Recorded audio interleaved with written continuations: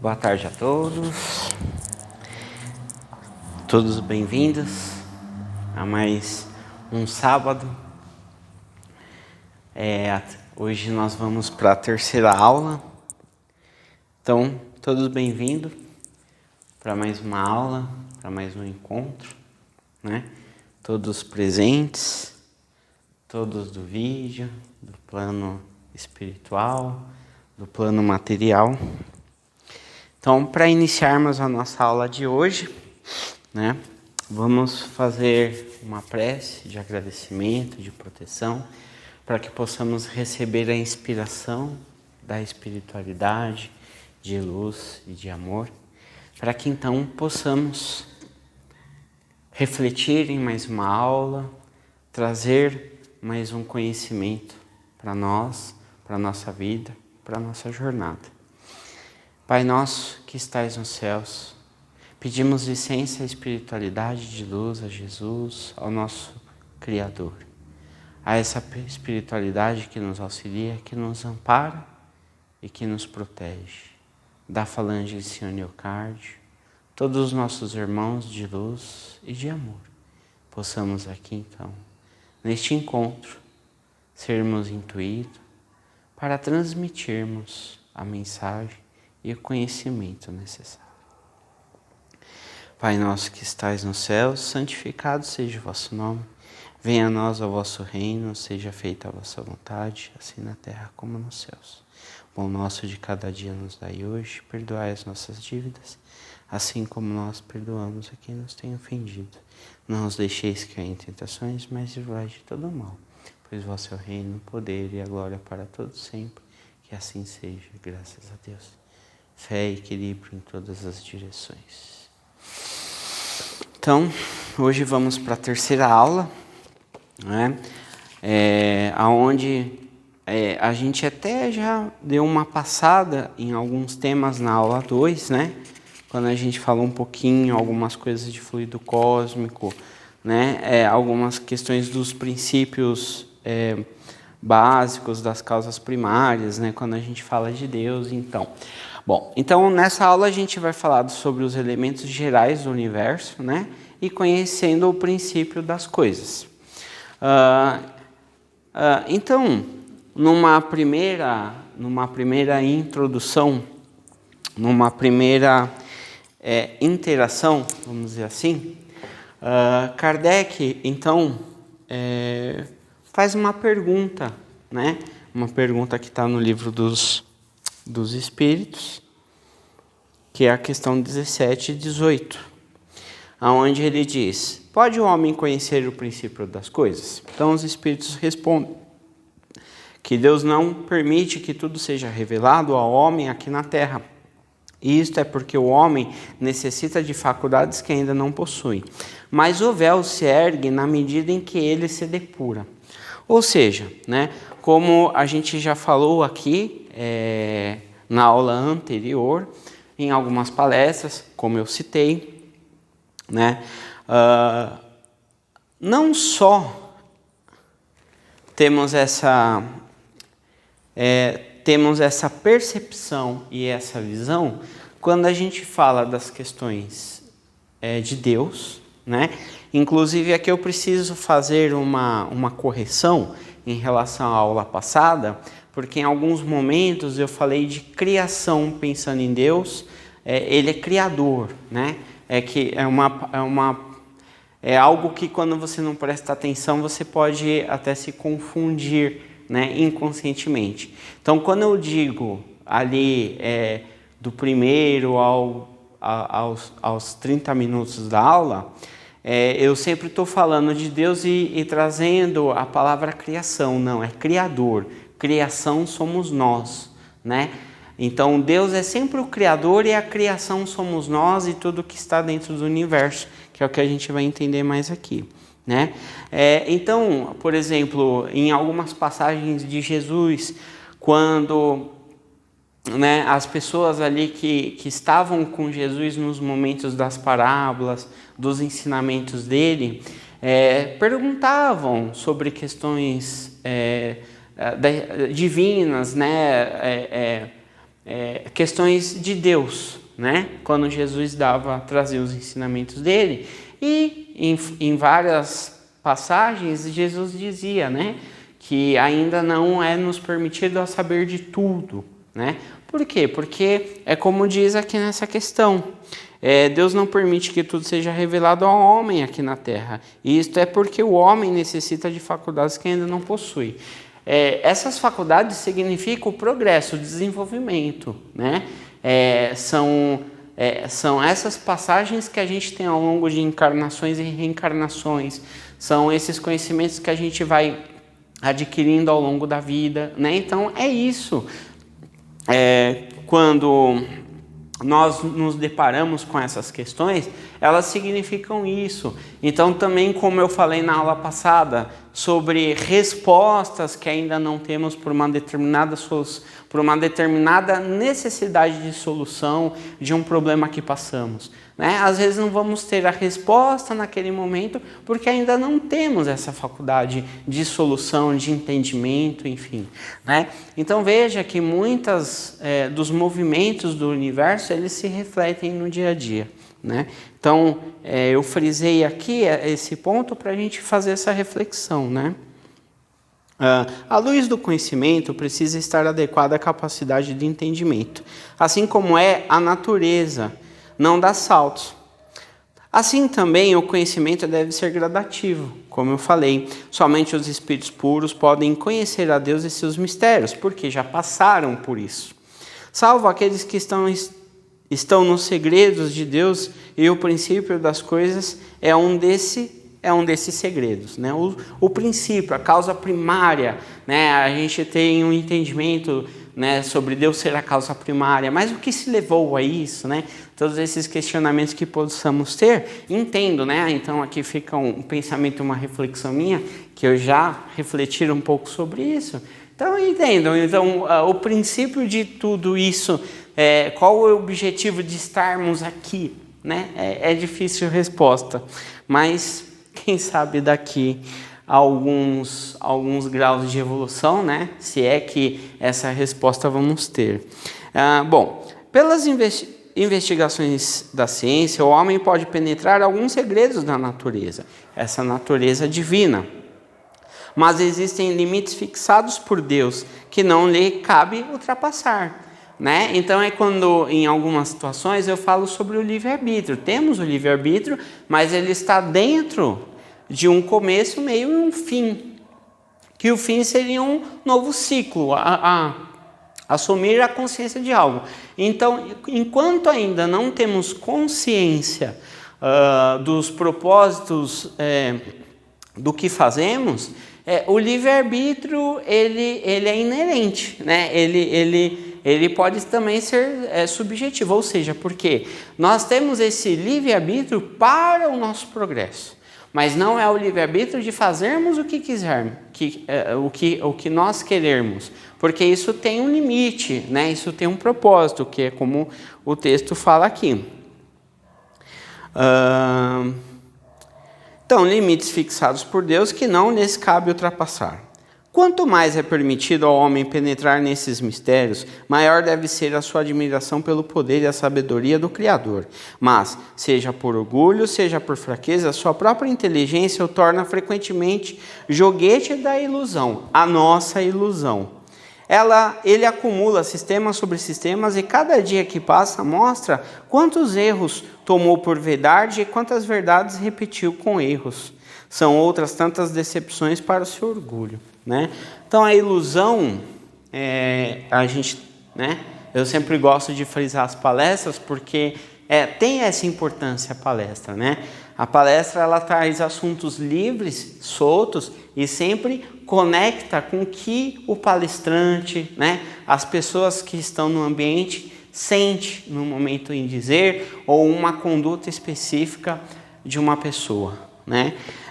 Então essas ilusões ela faz parte do que criamos, né? Que foi quando a gente estuda as aulas anteriores, né? E quando a gente fala do homem que traz Deus próximo dele. Isso é uma forma de ilusão, porque Deus nunca vai vir até nós. É muita prepotência, eu entendo, da nossa parte, pensarmos isso, né? Deus está junto a nós, da sua maneira, através do universo que estamos. Ou seja, porque somos parte de Deus, somos a criação, né? Como eu falei na aula anterior, do Criador, né?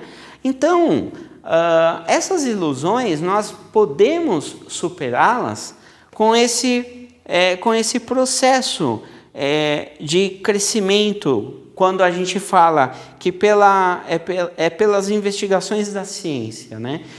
A ciência são várias coisas. A ciência, ela pode estar em nós, né? Ou seja, quando nós queremos entender, descobrir, testar, avaliar alguma coisa que ou nos coloca à frente ou nos estagna.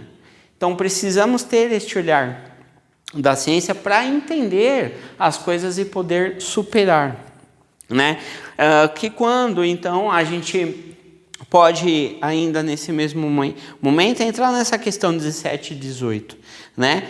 Quando no livro dos Espíritos eles falam, para a gente poder entender as coisas, necessita de faculdades que ainda não possuímos. Então, nesse parágrafo aqui, nessa leitura, nós temos então a oportunidade de adquirir essas faculdades. E essas faculdades ao longo da vida, ao longo da jornada, que nós vamos desenvolvendo e chegando até elas, que são as passagens pelas provas, pelos desafios, superar o que é sofrimento no momento, entendê-lo como uma passagem, e em situações que se repetem não ser mais um sofrimento, e assim por diante. Bom, então, esse faz parte do conhecimento do princípio das coisas. Dentro do universo, né, então temos a questão do espírito e matéria. O universo é obra de Deus, constituído por uma infinidade, uma multidão incontável e incomensurável de elementos. Elementos gerais, que são espírito e matéria. Princípio e elementos, né? O elemento espiritual individualizado constitui os seres chamados espíritos, como o elemento material individualizado constitui os diferentes corpos da natureza, orgânicos e inorgânicos. Então Deus, a causa primária de todas as coisas, não teve princípio e não terá fim, e todas as coisas substituem pelo influxo do seu poder criador. Então, o espírito é o princípio inteligente do universo. Ou seja, a palavra espírito aqui não se trata dos seres inteligentes extracorpóreos já individualizados, mas do elemento inteligente universal. Então, o espírito com E maiúsculo, né? Fonte de onde se individualizam a parte os espíritos, que são os seres inteligentes da criação, né? E aí, nós com espírito E minúsculo, somos o elemento inteligente do universo, né? Então, aqui é mais ou menos assim. Esse espírito com E é o princípio inteligente do universo, que podemos entender como Deus, né? Por princípio, entende-se aqui o fundamento que dá origem ao universo, e nele permanecemos como a essência universal. O espírito com E minúsculo, entendemos aqui que é o princípio inteligente, a abstração feita das individualidades designadas para esse nome, que somos nós. Tá? Bom, na matéria, tem sua origem em elemento material, também chamado de fluido cósmico, fluido universal, ou ainda fluido cósmico universal. Matéria primitiva que, através de várias transformações, serve de matéria-prima para os aglomerados de átomos, que por sua vez darão origem às formas materiais. Esse fluido etéreo que preenche o espaço e penetra os corpos, esse fluido é o éter ou matéria cósmica primitiva, geradora do mundo e dos seres. Constitui a inumerável variedade dos corpos da natureza. O fluido cósmico é o plasma divino, austor do Criador ou forças nervosas de todo sábio.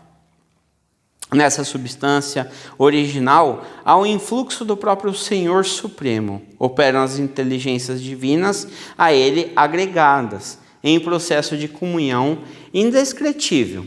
Os grandes devas da teologia hindu, ou os arcanjos da interpretação de variados templos religiosos, extraindo desse hálito espiritual os celeiros da energia, com quem constrói os sistemas na imensidade, em serviço de cocriação em plano maior, que somos nós, cocriadores. Quando podemos atingir um plano de superioridade espiritual maior. Existem diversos níveis de cocriação. O saber ensinar, basicamente, é a forma de cocriação. Criar, né? Bom.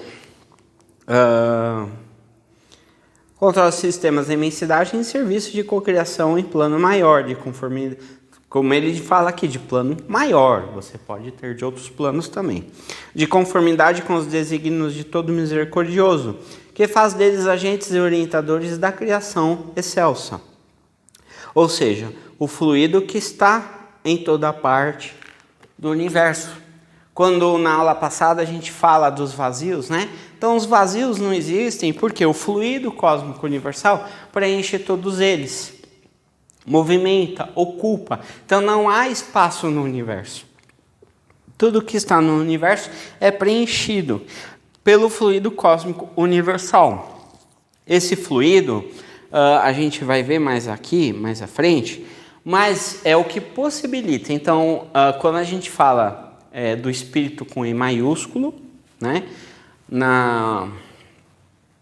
no superconsciente, né, no alto, na consciência maior, que também tem vários níveis, né, você tem essa herege, né, que quando ele cita aqui os hindus, os arcanjos, né, então a gente coloca por uma forma mais simples os espíritos elevados, que preenchem esses espaços condensando com um objetivo e um propósito divino essas matérias, né? Então, esta matéria. Então, nós somos esta matéria, né? Tudo que está dentro do nosso planeta e no universo é esta matéria. Mas o que é fluido, né? Então, aí temos aqui um objetivo para entender. O dicionário é um termo genérico empregado para traduzir a característica das substâncias líquidas ou gasosas. André Luiz define como fluido moléculas que cedem invariavelmente à mínima pressão, movendo entre si. As qualidades dos fluidos. Os fluidos podem ter qualidades físicas ou morais, né? Ao se tornarem veículos do pensamento, adquirem suas qualidades no meio onde são elaboradas, ou seja, a partir das qualidades morais do nosso pensamento, das qualidades boas ou más, né? Os fluidos projetados por espíritos inferiores são passíveis de vibrações, enquanto os fluidos emanados por espíritos bons podem sanear, harmonizar o ambiente e trazer muito conforto. Então, temos essa experiência no dia a dia, né? Do nosso espírito E minúsculo e individual, onde os fluidos projetados por espíritos inferiores são passíveis de vibrações. Essas vibrações nós sentimos ela de baixo para cima, ou seja, no sentido energético da densidade da gravidade. Enquanto os fluidos emanados dos espíritos bons podem sanear, harmonizar o ambiente, trazendo maior conforto. Uma experiência energética boa de cima para baixo, ou seja, da gravidade acima da gravidade para baixo para nós que estamos aqui na gravidade, para ficar mais simples de entender. Sob o aspecto moral, os fluidos trazem a marca dos sentimentos, que dentro desses sentimentos está os bons e os maus sentimentos. Do ponto de vista físico, os fluidos são das propriedades da matéria, das virtudes e dos vícios da humanidade, ou seja, das paixões, né? Bom, as propriedades da matéria, as leis e forças, né? A matéria cósmica primitiva possui forças latentes, variadas, com diferentes propriedades: gravidade, coesão, afinidade, atração, repulsão, magnetismo, né? Quando a gente falou aqui na primeira aula sobre o magnetismo, né? Do Mesmer, né? E a eletricidade, que é a sequência disso. Bom, todas as forças dependem de uma lei universal diversificada em seus efeitos e que, nos decretos eternos, foi soberanamente imposta a criação para constituir a harmonia e estabilidade. São propriedades essenciais do fluido cósmico: a força e o movimento. Vida, né? A vida, o movimento, a força, a pulsão, né? Ao éter são inerentes as forças que presidiram as metamorfoses da matéria, as leis imutáveis e necessárias que regem o mundo, que através de infinitas transformações formam outros fluidos além ainda etéreos, e transformando-se sucessivamente, passando do estado de pureza absoluta até chegar ao ponto de solidez ou materialização, né? Como a gente tem todo o histórico aqui da nossa casa. Desde os átomos que compõem a tabela química periódica até as nebulosas da galáxia. Então aqui muito do que a Adriana e do que a Georgia fala. Com a física quântica, hoje se sabe que o átomo não é mais a menor partícula constituída da matéria. Há os prótons, elétrons, nêutrons, neutrinos, positrons, quarks, etc. São menores partículas, né? A energia quântica. A gente tem a palestra, né, que a Georgia aponta um pouco disso. E isso se conecta totalmente com as questões, por exemplo, da Gênesis, né? Então, quando a gente entende a criação, né? O Criador, desculpa, corrigindo. Quando nós entendemos o Criador a partir desse ponto, então a gente começa a entender o caminhar e o desenvolver das coisas, até o que hoje nós temos essa tríplice espírita, né? Que fala da filosofia, da religião e da ciência, né? Então, aí podemos entender o condensamento de tudo isso, né? É interessante. As menores partículas de nossa matéria se originam das transformações de uma só, e mesmo a substância primitiva e as diferentes propriedades da matéria resultam das modificações que as moléculas elementares sofrem ao se unirem em determinadas circunstâncias. Essas circunstâncias, quando a gente fala do princípio inteligente, a gente precisa entender que essas circunstâncias, elas são objetivadas, ela tem um objetivo, ela tem um propósito. Quando a gente fala sobre encarnação e reencarnação, né, que aqui, né, ou quando a gente fala de karma, dharma, né, as palavras ou destino, as palavras que as pessoas gostam de utilizar para justificar um passado pelo que eu passo para o futuro. Não que isso justifica, isso é um pensamento, né? Isso é uma propriedade intelectual que tem a sua razão e ela é muito verdadeira. Mas a gente precisa entender que todas essas questões, quando a gente fala da matéria, né, dessas propriedades da matéria, a gente precisa entender que, então, a partir de Deus, né, que nos criou, e entendemos hoje no século 21 os objetivos das nossas passagens, das nossas provas e das nossas expiações, e quando a gente associa isso ao pensamento, é importante que o pensamento ele seja ampliado.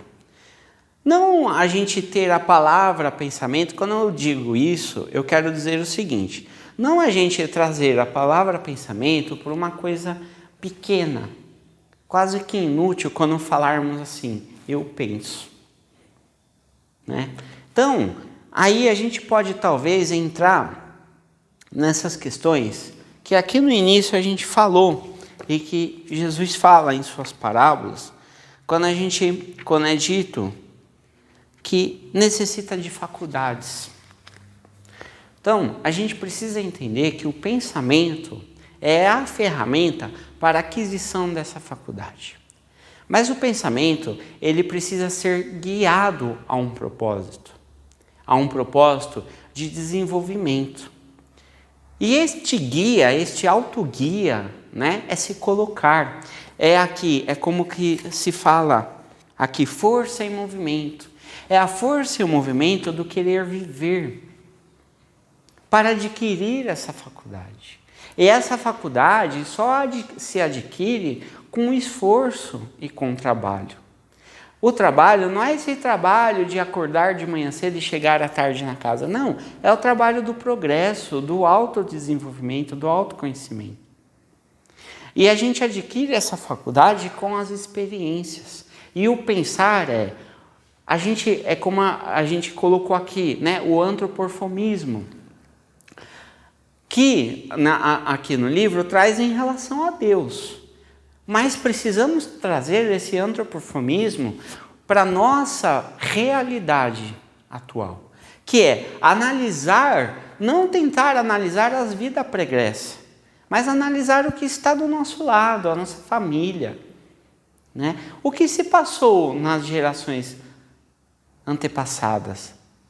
Qual foi as propriedades antropomórficas, se é assim que posso dizer essa palavra, não sei, mas aquele passado, seguindo o mesmo contexto do antropomorfismo, né? Trazer este conceito para a nossa vida e analisarmos o que vem antes de nós, né? Para que então a gente possa nos entender, buscar essas faculdades, trazer o que Jesus ensina para nós no dia a dia. É difícil, mas quando a gente dá força e movimento para as coisas, entender o sofrimento, entender as dores, conversar de forma harmoniosa com as pessoas do entorno, precisamos guiar o nosso pensamento. Então, não sofrer apenas a consequência de algo, mas entender essa consequência. Entender este resultado, né? Como alguns terapeutas falam, as cartazes, né? O que se passou, o que está lá na frente com isso, né? Enfim, todas as nomenclaturas que a gente buscar colocar para a consequência de algo. Mas essa consequência de algo, ela tem que ser uma construção a partir deste contexto antropomórfico lá do passado, lá de trás, a gente trazendo para o presente, que é perguntar para os nossos pais por que daquela história, né? Conversar, buscar esse diálogo. Então estamos numa época que, infelizmente, as pessoas estão colocando alguns Big Bangs em suas vidas, tentando apagar de onde vem, né? Pessoas que têm algum sucesso hoje financeiro tentam apagar a sua história para justificar apenas dali para frente e se colocar na sociedade, né? Esquecer as relações que passou na sua vida, mudando totalmente os aspectos e os ambientes que se coloca a viver para justificar dali para frente. Mas veja que esse Big Bang, ele não vai fechar as portas que estão abertas lá do futuro. E essas portas que estão abertas do futuro é muito influenciada pelo que está no passado. Então precisamos entender isso. Entender porque a gente coloca o vazio, mas o universo não deixa esse vazio. Então, vocês que colocam esse Big Bang na vida de vocês, lá na frente vocês vão ser obrigados a voltar para trás para preencher aquele espaço. Precisamos levar as dores do passado para frente para a gente tratar. Como eu falei na aula passada ou na primeira aula, não lembro, que aquele ponto aonde a solução daquele problema está no universo, que possamos chegar até ela, porque senão nunca vamos chegar até ela.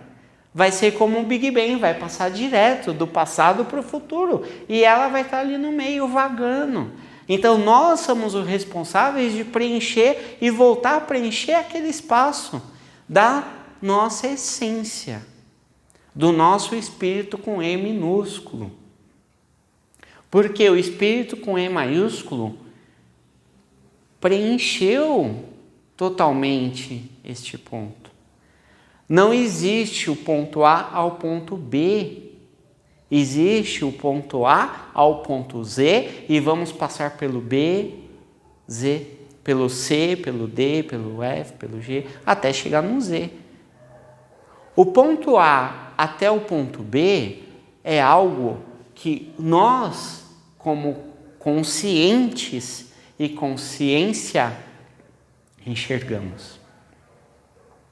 Mas a superconsciência precisa que a consciência vai do ponto A ao ponto B, porque ela está lá no ponto Z.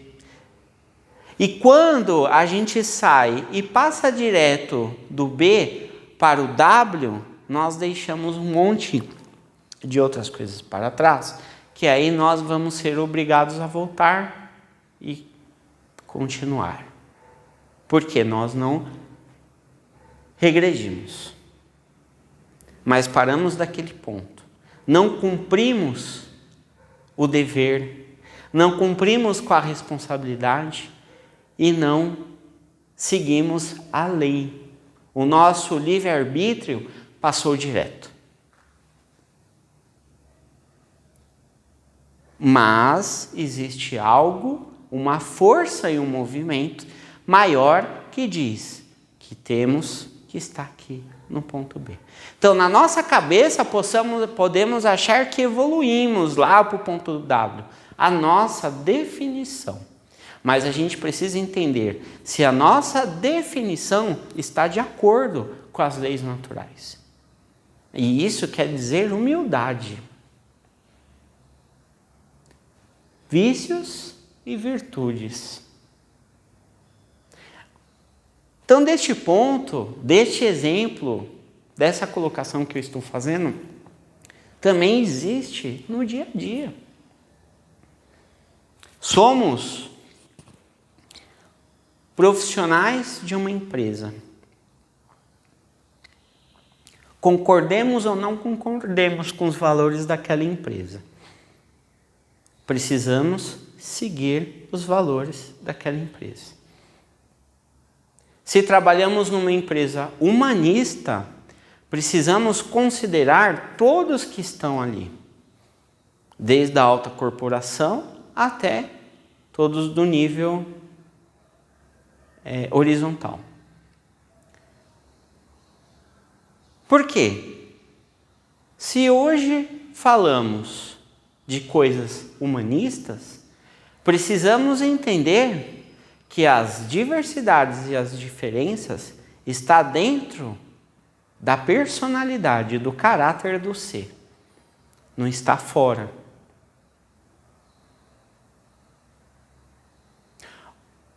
Para melhorarmos todas as relações, precisamos entender e organizar os valores das pessoas e não fora. Para trazer uma relação mais humana, precisamos entender o caráter das pessoas e não fora. Para construir, como falamos aqui, das ilusões, que cria sistemas, etc. e tal. Para construir sistemas humanos, precisamos entender o caráter das pessoas e não fora. A diversidade, ela é na personalidade. Se tivermos personas e pessoas responsáveis, respeitosas, vamos respeitar tudo que está fora de nós. Vamos saber e conviver com as personalidades e personas diferentes de nós. Os espíritos com E minúsculo. Essas formações do princípio inteligente. Essas diversidades que está aqui no planeta, mostrando que tudo é diferente. Como diz a Adriana, tudo que está em cima é o que está embaixo. Nós somos um mundo interior. Nós somos um universo que conhecemos 5% do nosso cérebro. E temos muitas coisas ainda a se conhecer.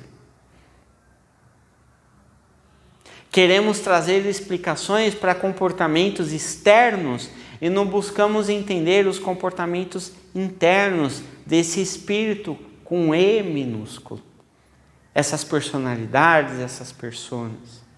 Precisamos entender que se não estamos numa posição, num lugar, seja de status, seja de desenvolvimento econômico, enquanto sociedade, enquanto país, enquanto planeta ou enquanto indivíduo, é porque ainda não adquirimos a faculdade necessária para entender o que devemos fazer com aquilo, porque senão nós desvirtuamos o caminho.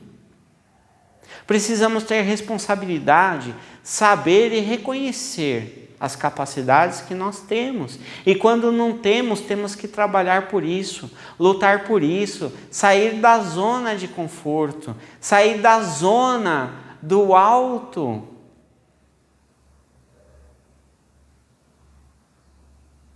Do alto flagelo. Se colocar como vítima de tudo.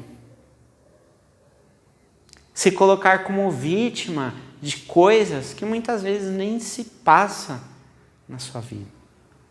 Então precisamos entender sempre o íntimo, o interior de cada um de nós. Sabermos que não somos causadores, não podemos nos transformar em causadores, porque não somos Deus para decidir sobre a consequência de nada. E também não podemos nos colocar em zonas de vítimas.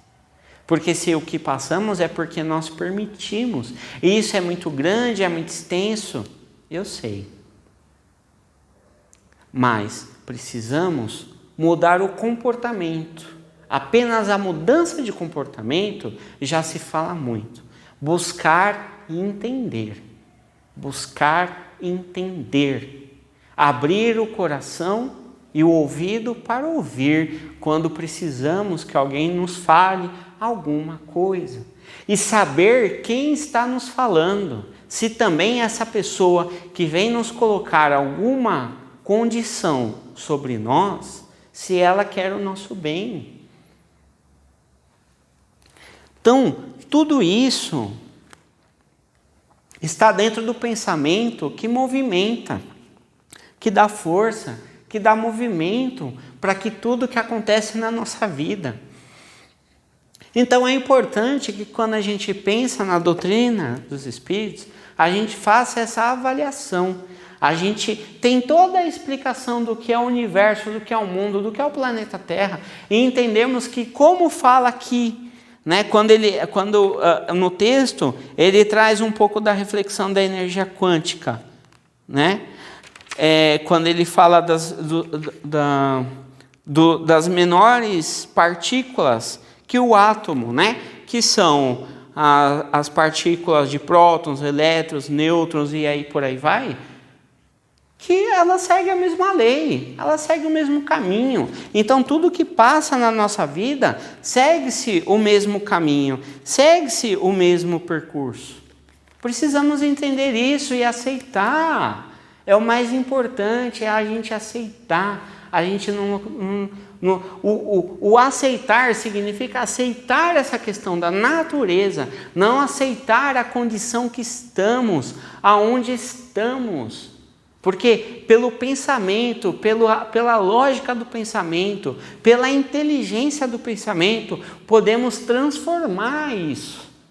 Nesse contexto que a gente teve de explicação do antropoformismo, entender isso, entender o que está no passado, entender essa natureza para entender, ter empatia. Se fala de empatia hoje, mas se fala da empatia só comercial, ou para vender produtos neurológicos ou coisas. Não, precisamos tirar o comércio das coisas, as oportunidades do ego e colocar a honestidade da natureza nas coisas. Ter empatia não é só ter empatia para quem está fora da nossa casa e da nossa história, mas para quem veio antes de nós. As coisas precisam ser mais aprofundadas e sair do raso. A gente precisa se dedicar mais. Isso é caridade também conosco e com aqueles que vêm antes de nós. Porque quando estamos aqui encarnados e entendemos isso, ajudamos muito aqueles desencarnados que estão antes de nós. Podemos mudar a história para frente. Aí é esse livre-arbítrio que Deus nos dá. Então, para finalizar essa parte, a matéria elementar primitiva assume dois estados distintos, o de eterização ou empoderabilidade, que se pode considerar como estado normal primitivo, e o de materialização ou ponderabilidade. A ponderabilidade é uma propriedade relativa, fora das esferas de atração dos mundos. Não há peso, da mesma maneira que não há alto nem baixo. Então, a eterização ou imponderabilidade, que se pode considerar como estado normal primitivo. E o de materialização ou ponderabilidade, que é uma propriedade relativa fora das esferas de atração dos mundos, por exemplo, a gravidade, não há peso da mesma maneira que não há alto nem baixo.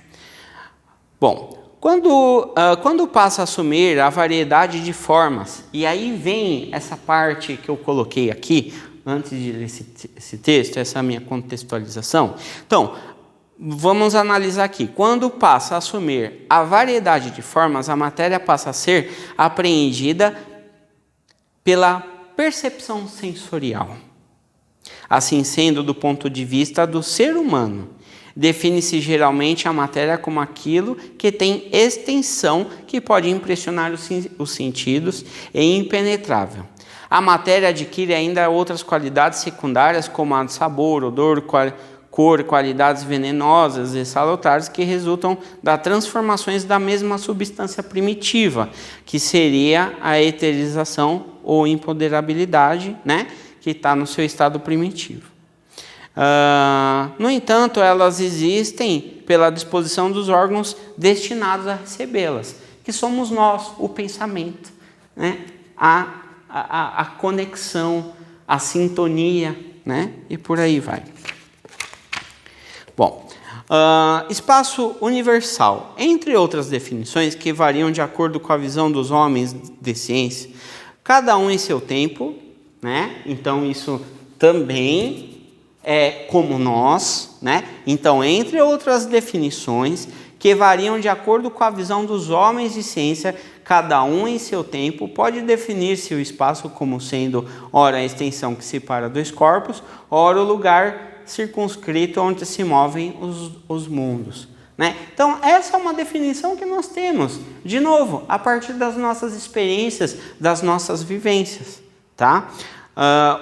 O espaço é o vazio apenas em relação às percepções humanas, insuficientes para compreender a matéria sutil e etérea que nele existe. Então, de novo, voltamos lá no início, aonde não temos todas as capacidades ou faculdades para entender algo ainda.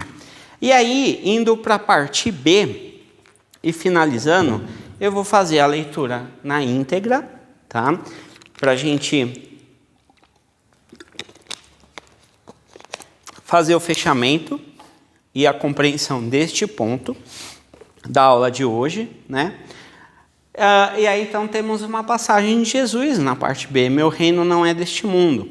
No Evangelho de João, consta que então Pilatos entrou novamente no pretório, chamou Jesus e lhe disse: Tu és o rei dos judeus? Jesus lhe respondeu: Falas assim por ti mesmo, né? Da visão dele, ou outros te disseram isso de mim? Pergunta Jesus. Então Pilatos responde: Sou por acaso judeu? Teu povo e os chefes dos sacerdotes entregaram-te a mim? Que fizestes? Jesus respondeu: Meu reino não é deste mundo. Se o meu reino fosse deste mundo, muitos súditos teriam combatido para que eu não fosse entregue aos judeus. Mas meu reino não é daqui. Pilatos então lhe disse: Então tu és o rei? Respondeu Jesus: Tu o disses. Eu sou o rei. Para isso nasci e para isto vim ao mundo, para dar testemunho da verdade. Quem é a verdade, escuta a minha voz. Ao dizer que o seu reino não era deste mundo, Jesus deixa claro que há outros mundos além do nosso, onde a justiça de Deus segue o seu curso e onde os bons acharão sua recompensa. Jesus não se referia a locais materiais, ainda que etéreos e sublimes, mas o reino de Deus a ser implantado nos corações humanos, na intimidade do ser, através da renovação interior. Os Espíritos falam das moradas etéreas e sublimes das almas bem-aventuradas, onde somente o bem e o belo existem, e o amor em sua plenitude é o elo que une os espíritos. Não havendo nenhum dos vícios que marcam as experiências dolorosas dos homens na terra, que, no entanto, é uma instância de provas e expiações, onde o mal ainda predomina sobre o bem e a dor se constitui no mecanismo de retificar as nossas veredas ao caminho da luz. Tendo os fariseus de outras feita, perguntando a Jesus: quando virá o reino de Deus? Ele respondeu: a vinda do reino de Deus não é observável. Não se poderá dizer, elo aqui, elo ali, pois isso que o reino de Deus está no meio de vós. Diante destas palavras, fica claro que o reino de Deus não é material e sim moral, com base no amor fraterno, do cumprimento da vontade de Deus e suas leis, na prática do amor, na humildade, da caridade, da abnegação e da benevolência para com todos. Para isto, Jesus veio a este mundo para dar testemunho da verdade. Disse Jesus: conhecereis a verdade vos libertará. A verdade, através do que construímos.